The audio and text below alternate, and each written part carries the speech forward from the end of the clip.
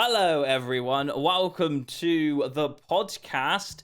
And I'm here with Danny and Blue Fox. I'm going to skip major introductions like we do normally because you should know who we are by now. If you don't, go on a past video and you can probably check us out there. But basically, the channel links are down in the description if you want to, see more of our channels. Or I think it's just Blue Fox. You have the channel, and me and Danny are JumpInsideGames. So that's pretty much simple as it goes. Anyway. How you doing? I'm doing fine. Thanks for asking. Good. So we've got a subject, and feel free to say whatever you like in this because it's an open playing field. You can pretty much say you can have your own opinions about this, but I did kind of want to make it about a discussion I had earlier on this month with Danny, who's also in the podcast. We were talking about Underdog video games. That's what I'm going to kind of call this. But basically, it's kind of like underrated games, or like maybe games that were like good. And I played them. I thought they were good. You guys played them. You thought they were good. But in the media or in the public eye, they didn't get the feedback that they were hoping for, or maybe not a lot of people that I know talk about them. So it's a very interesting topic. And that's kind of the area I want to go in. I'm going to start off with you, Blue, because you brought along the game Just Cause. Was it Just Cause 3 or Just Cause 4? 4. So explain to me that one. Right. Because I'm ready. Yes. Okay, for the people who are not familiar with the Just Cause franchise, it's a video game developed by Avalanche Studios and published by Square Enix. And the premise of all the games in the series up to the 4th title is that you play a GT-esque kind of gameplay, but in a very big open world where many things can be destroyed. You have a lot of vehicles, you have planes, you have tanks and whatnot, and you can roam a very, very big map. Usually I think it's like 1,000 square kilometers. That's more or less 400 square miles, so it's massive in comparison to other open worlds.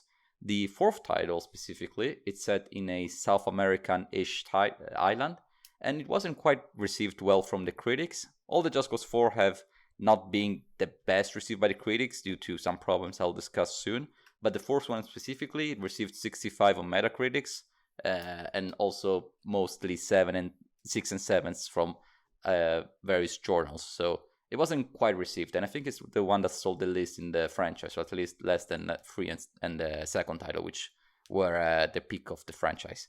And, the thing that I believe it's fair to say at the beginning is that the game has flaws. It has many flaws. It's quite repetitive, for starting. It's you have to liberate the various areas in the map by capturing and destroying the enemy bases, and you have to do it countless times. It's monotonous. If you don't like a monotony experience where you have to do the same thing over and over and you want everything to be changed and develop your character and whatnot, you will not get that in Just Cause. In Just Cause, you have to travel miles and miles and destroy things over and over for 50 hours straight. However, I would argue that it's unfair to judge the game out of the basis of the game. The game makes it very clear you have to do this. It's not a mystery. It's not that the flaw of the game appears because people were expecting a different experience. It's the 4th title of the franchise that has done this formula over and over. So the niche of people who do like the game, like myself, have enjoyed Just Cause 4. Has some flaws. It's a bit monotonous. It's a bit more monotonous than the 3rd title, because in the 3rd title you had to conquest various areas, but it wasn't as slow as this one. But regardless, I think it's still valid. The location itself is extremely variated. The game's graphics are upgraded. There are more vehicles. There are more missions. There are more tertiary things to do around the maps. And again, the fact that the map is very variated, you have deserts, jungles, mountain peaks, plains and whatnot, makes the world feel more explorable to roam around. Just Cause 3 was amazing because it was set in a Mediterranean island, which of course, being biased, I enjoyed.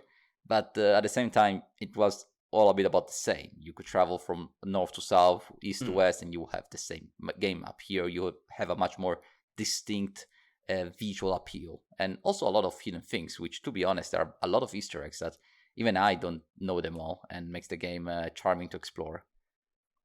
So yes, this is the premise of why I chosen Just Cause 4 for this discussion. Okay, that makes sense. Danny, Hello. So, you. yeah. Well, we've had a massive talk about this earlier on. Mm-hmm. Let's bring you into your game for a second. So that's Just Cause 4. We'll talk more about that in just a second. But Danny's brought along a game called Rockaway City, or as I like to look at it, as a very interesting game because there's a lot of familiarities when I stepped into that game that were a bit like Payday. Okay. Would you agree? It is, but there's differences, which I'm going to tell you about right now. Okay. Right, so first of all, it's not called Rocky City, it's called Crime Boss Rocky City.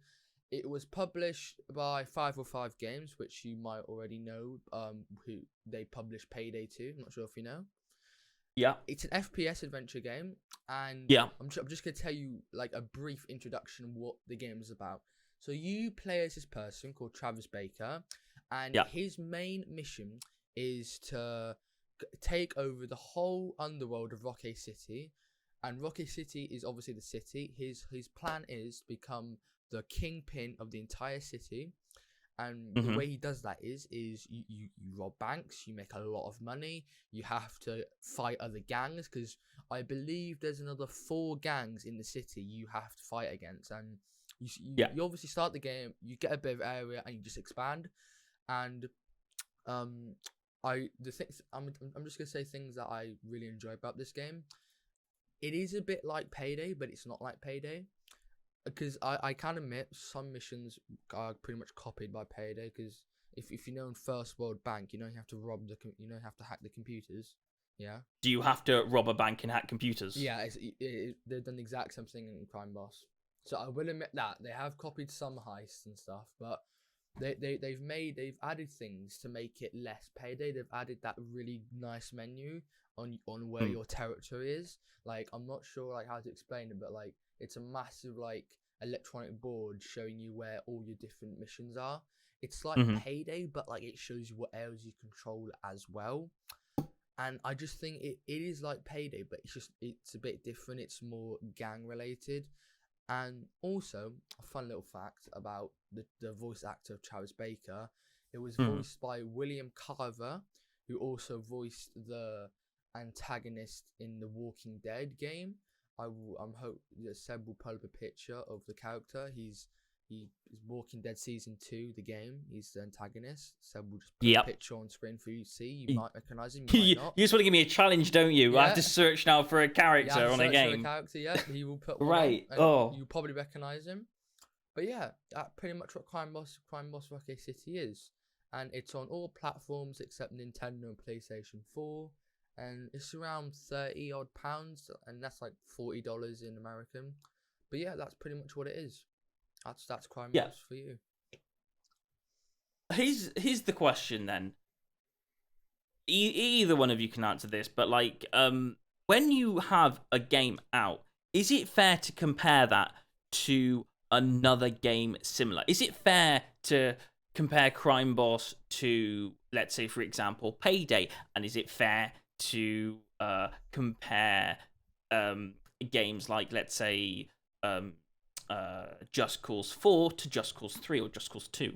Is it fair to compare games to games that are familiar with it? Well, I think it's fair to compare Just Cause 3 and Just Cause 4 because first off, it's a sequel, so obviously people are going to compare it. That's the first thing they're going to do. They're going to start comparing, seeing what they've changed, seeing what they've added. But Crime Boss to Payday, some people might, because it was published by 505 Games, so people might take that into like consideration. But I think they should leave it alone because Crime Boss has a totally different concept to Payday, because Payday is all about robbing stuff. Crime Boss is all about being the kingpin of a whole entire city. So makes yes sense. And no, kind of. But Just Cause definitely fair to compare. Blue Fox, would you agree to that? I would say that, of course, comparing a game to its predecessor, it's not fair. It's what you have to do. It's mandatory if you want. If a game cannot achieve something more from its prequel, then what's the point of the sequel? The game sequel can be a great game to play on its own, but if the sequel does not improve the franchise in any way, then it's a bad sequel. It's not a bad game per se. Maybe the game is still enjoyable. There are many let's say FIFA games or sports games in general out there. But if every sequel doesn't do much to improve the franchise as a whole, then they are bad games. They are bad sequels. They might be enjoyable to play individually, but you have to consider that when you're reviewing the game. For comparing games that are from different developers, in the case of the Payday and the Rocky City, I would say that it's still fair to compare them because, of course, derivative games clearly try to aim for the same audience. So this game, Crime Boss, has definitely had the Payday vibe, so definitely tries to get the Payday players to play their game, and thus you have to make the comparison. Okay, if I play Payday 2, why would I play this game? Another game, for instance, that the developers from Payday 2 have developed is Raid World War II, which is a game that has a similar vibe. You still make robberies and whatnot, but you make them in the Second World War in Nazi Germany, where you have to fight the Germans and you have to get all the gold out of Germany, right? It's a kind of different scenario, but the concept is still the same. It's a cooperative game, 4 players mode. You have to fight the AI, rob something, and bring it somewhere else. That game has flopped. It was awful. I've played the demo, and the demo was awful. And from my understanding, the game didn't develop from there. So I would only imagine. And it's fair to compare it, because then people can say, well, if I want a game where my experience is to play with 3 of my fellow friends and to rob a place, then yes, I do have to take in consideration which are my options. My options are Payday 2, Crime Boss, Raid, and which other game does that. However, I would say that, again, you have to make the distinction between what's the best game in comparison and what's the best game absolute. So if both games offer you a fun experience, if one of the 2 games is lesser than the other, you can still enjoy the other game. Maybe it's not the best. Maybe the Payday you consider it to be maybe an excellent game, and this game you consider it to be a good game, but not excellent in the same level. Then you can still play that game. It doesn't make it a bad game. But you have to compare it. You do have to say, well, what else is there in the market? You have to compare games that are similar. So, for instance, I would say that games like Zelda, Breath of the Wild, and The Witcher 3 Wild Hunt cannot be compared because they are extremely different structure-wise. But, it's humane to at least think about your options as a customer. What will I buy and for which reason? So comparing games is important. It's something you have to do.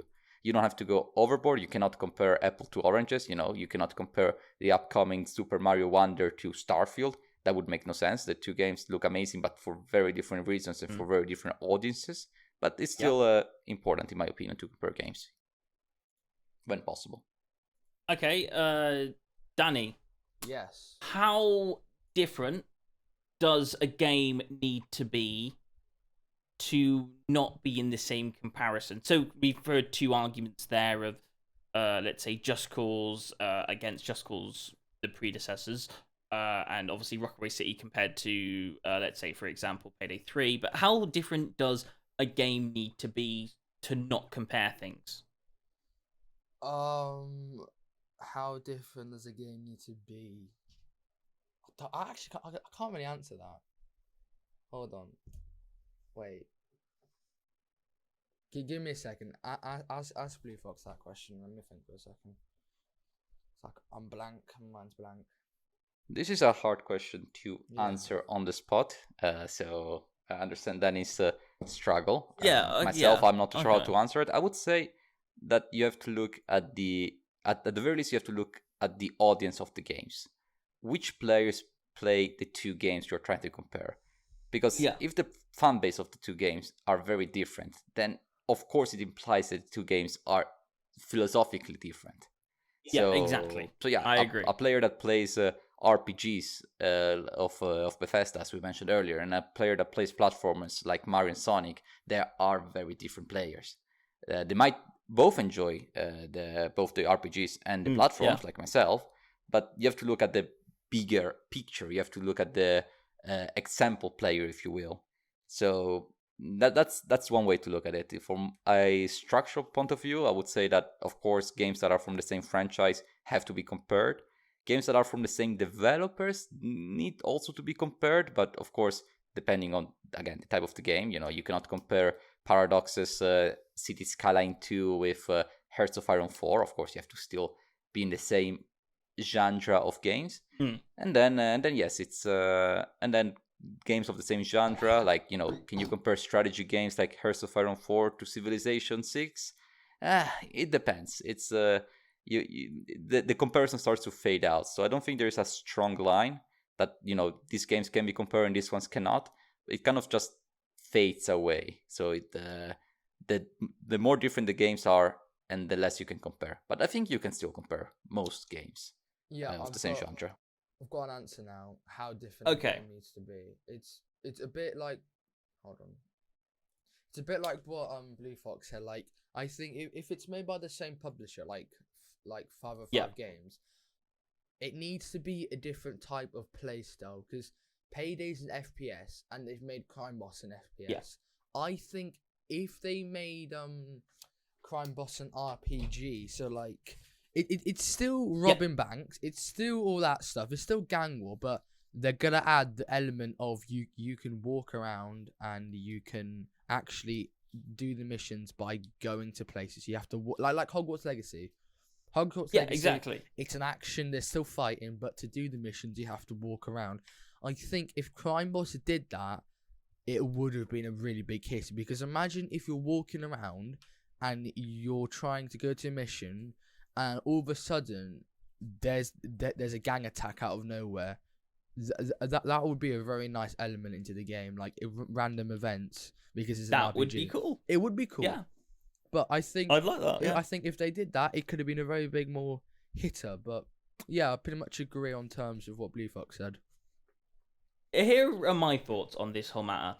I'd like to go like, you need to look at what audience is going to be playing your game. You could make a really good game, but you've also got to pay attention to your audience. Got to be able to acknowledge who your audience are. So, for example, one of the biggest battle royale games out there is Fortnite. Now, you could have the passion to want to make a battle royale game, but if you make it cartoony and you make it with guns and you add in elements like vaults that you can unlock things from, you're going to make that game pretty much very similar to Fortnite, and people are gonna constantly compare you to Fortnite. So you could have loads of different elements in your game, but if it's got guns and it's a battle royale game, unfortunately, you're going to be put into that argument as this is another version of a battle royale game, and the king of battle royale games is Fortnite. So when you're paying attention to your audience, you've got to go, right, what audience am I after? And if I'm after that audience, I've got to give them a slightly different experience.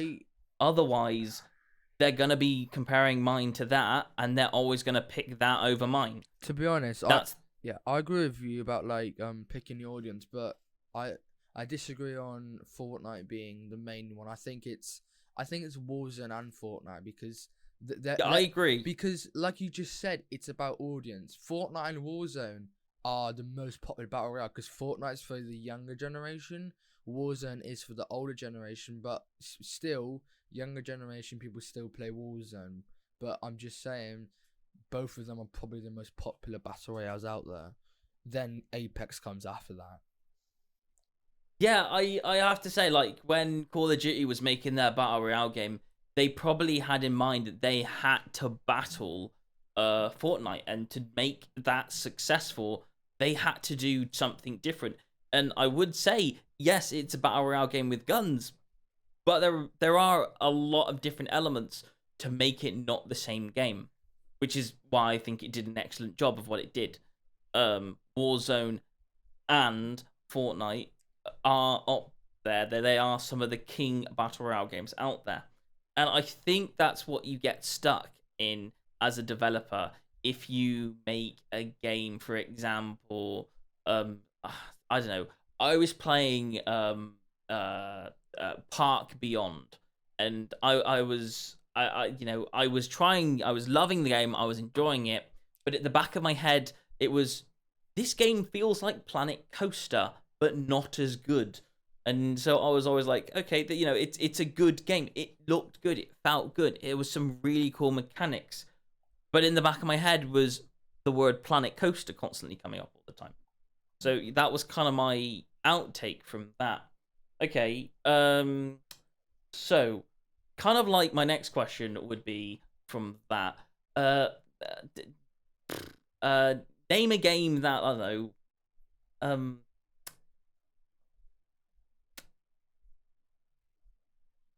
Yeah. Lost my train of thought. I hate it when I do that. It happens to the best of It us. happens. It happens to the best of us. I was on a monologue and I forgot what I was gonna say. Oh dear. But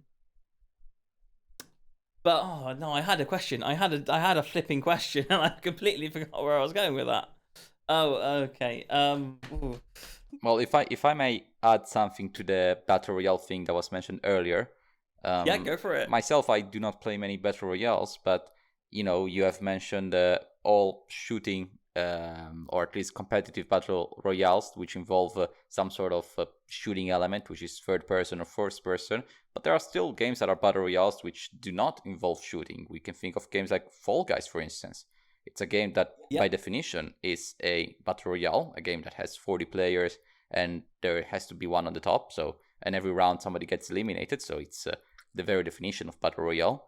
But it does not involve violence in let's say convenient way. We have this kind of splash out kind of maps, where you fall. There are some inflatables that push you over the map. It's not a violent game by any means, but still a battle royale. We can think of games like Tetris 99, which are basically puzzle games made competitive.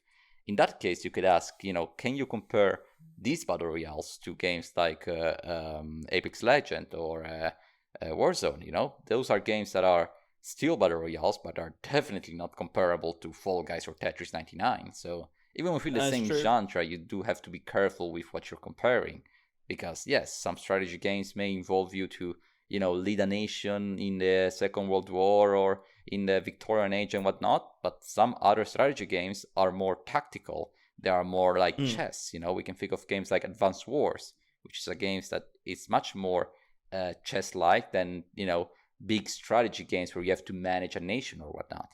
Those games are incomparable in my opinion, and yet they still are both strategy games. So we do have to be careful with what we are comparing. We do not want to compare apples to oranges. We want to compare apples to apples.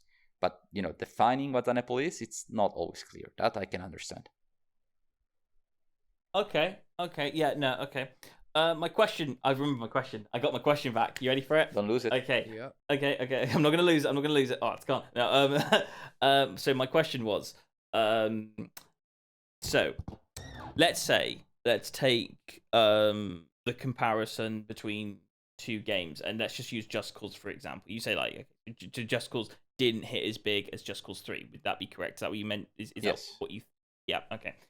What could that game do to come out of that thing? What could have that game done that you think that could make it like come out of that shell to make that game sell more, to be better in the public eye? I would say that the biggest problem with Just Cause 4, well, again, as explained, the monotony, the repetitions, the missions all look the same, you have to capture these areas and whatnot.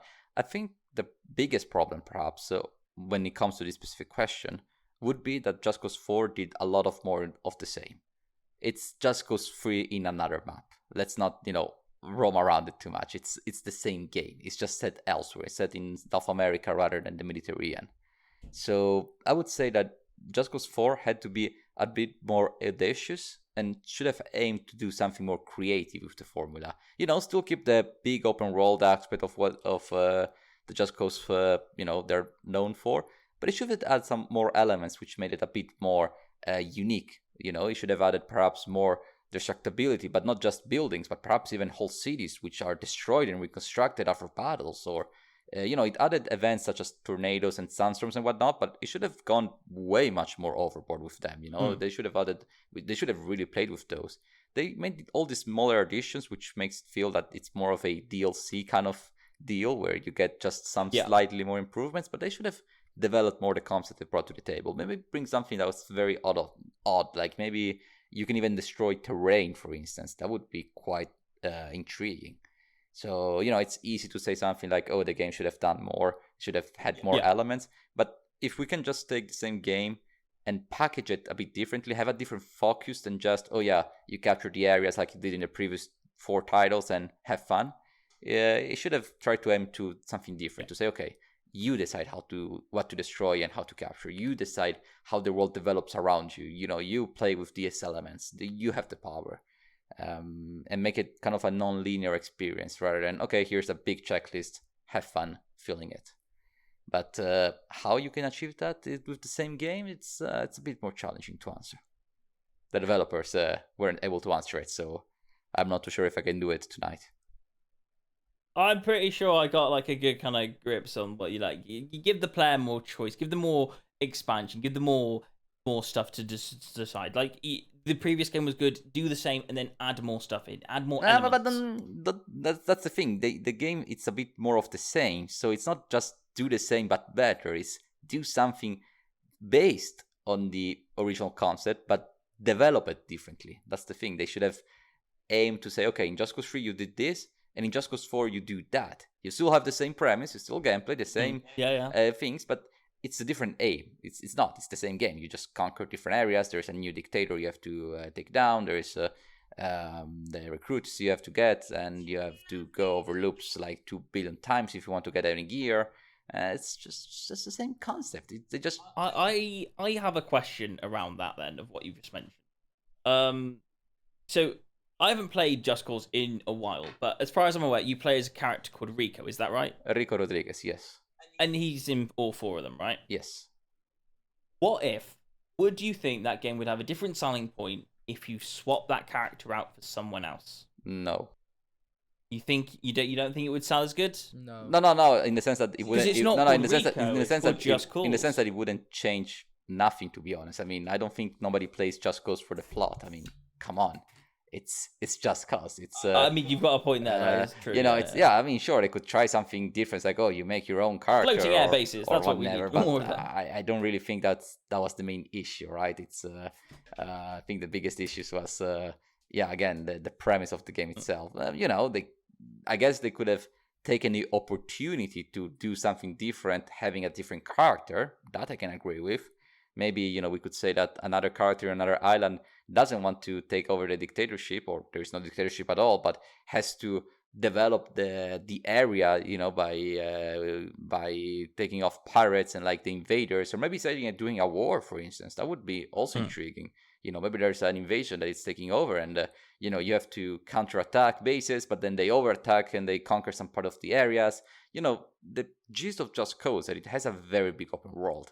And just having it, you have to complete 50, challenges to unlock every area, it's not appealing. It's not something you can do in 2023 and be like, yes, it's fun. You could have done it in 2012. Far Cry 3 and Assassin's Creed show that worked. But 10 years later, the video game scenario, the video game philosophies have changed. And Just Cause hasn't. That's the problem. It's an old game. And it wasn't able to evolve, let's say. Okay, I mean, yeah, that makes sense.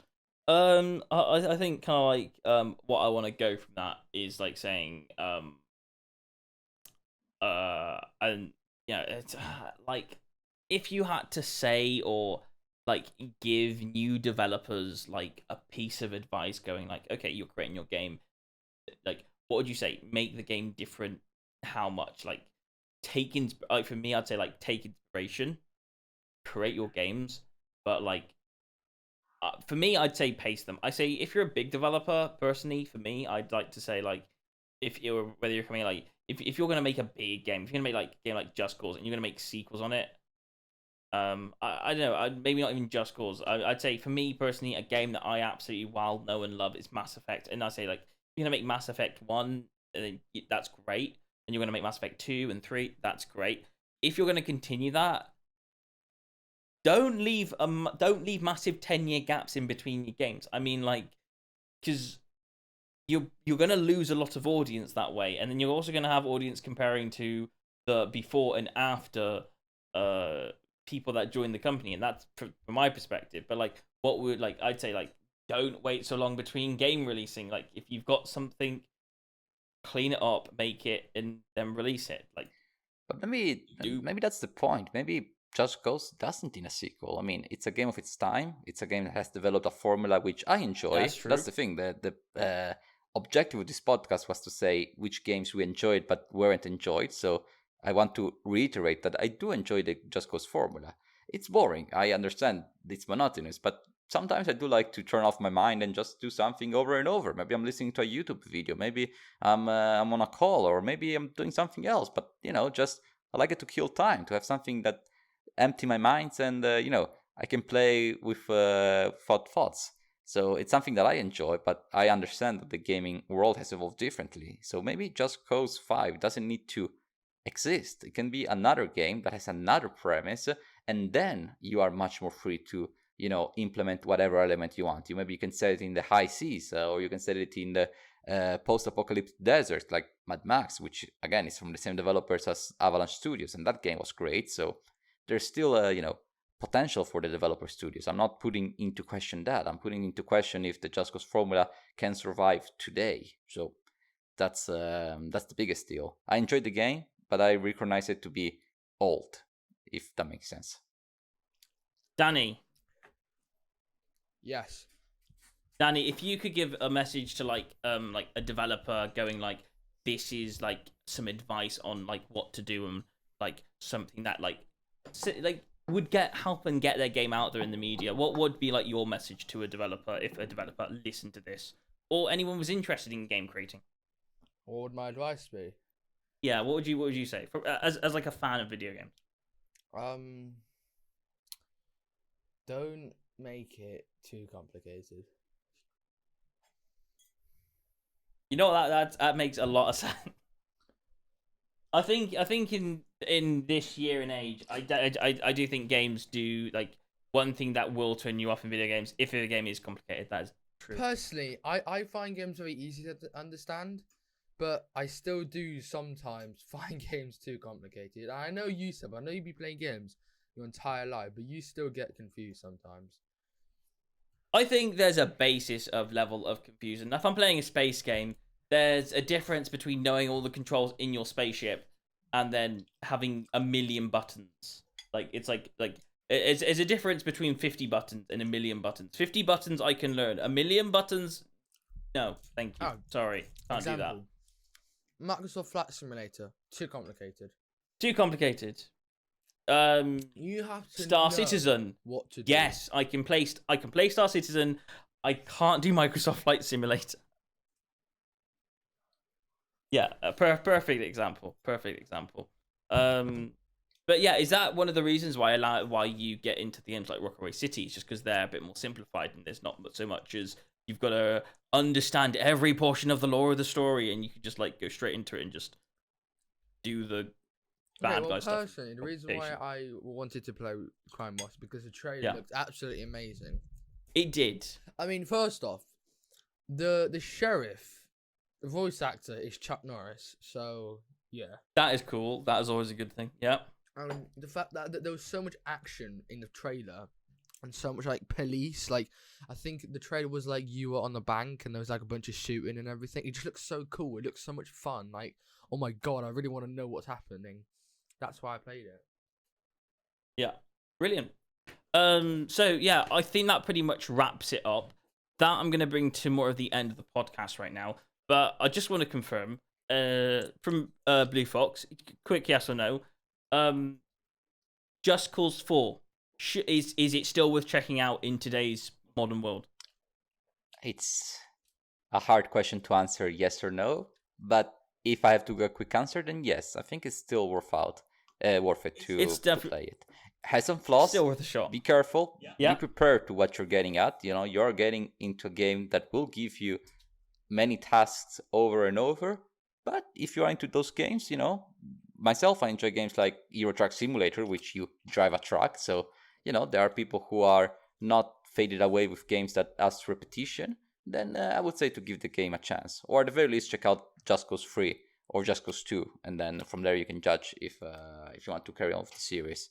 But yes, I would say that if the game is in discount, $5-10, then I would give it a shot. Yeah. Just a quick wrap up on that. Is there any co-op in the game or any multiplayer for people who are wondering on that? It's Just Cause is famous not to have a multiplayer in the game originally, but modders have added multiplayer in Just Cause 2, which was very fun and very chaotic. There was also in Just Cause 3 the multiplayer mod, but I didn't play much about that. They didn't give me the same vibe. And I'm not too sure if Just Cause 4 has a mod like that. I believe it is. It has, but the game originally does not have it. It's a single player experience. And Danny, same for you. Rockaway City. Crime Boss Rockaway City, as you corrected me earlier on. What would you say for people that are interested in that game? Would you say that game's worth playing? Give that game a chance, kind of situation. If you like the stealth aspect of games, and if you like the role play, because like you're role playing as a mob boss, not really a mob boss, but a gangster, yeah. Yeah. If you're into that kind of role play stuff, and you're into robbing stuff and doing stealth things and making a shit ton of money, basically me. Yeah, definitely give it a chance. Yeah. You'll definitely like it. You might not. That there are some glitches, but it's a game. Every game has glitches, but definitely give that game a chance. If you like Payday as well, definitely give it a chance. Yeah. And as you mentioned, of course, Payday 3 is coming along right around the corner as well. So I'm also looking forward to that one. Definitely give that game a chance. But yeah, also give Rockaway City game a chance. And if you're into that, if you're into maybe an older feel game that has a lots of adventure in, again, as Blue Fox mentioned, definitely give Just Cause a chance if that's your type of style. But that right there is the podcast. Again, Danny, thanks for joining me. You're welcome. And Blue Fox, thanks for joining me today. Always a pleasure to be here. And that will be the end of the podcast. Please don't forget to subscribe if you enjoyed this podcast. And also don't forget to check out Blue Fox's link down in the description below if you also enjoy the podcast, because he's part of the podcast. And I don't know where he is in subscribers. I think he's, you on 200, 300? Where are you at right now? 360-ish. 360. Wait, are you on 360? Yes. Just change your name to Xbox for the day. Oh, guess I should. And then just change it back when you get another subscriber. No, okay, yeah. Definitely subscribe to Blue Fox's channel. He does some incredible and some really well scripted, some really well developed content. So, like, definitely give that channel a check out. And yeah, hopefully you enjoyed. I will catch you guys on another video. I think another video is coming out tomorrow, so I will see you then. But other than that, I'm going to say goodbye and see you later. Bye-bye. Bye.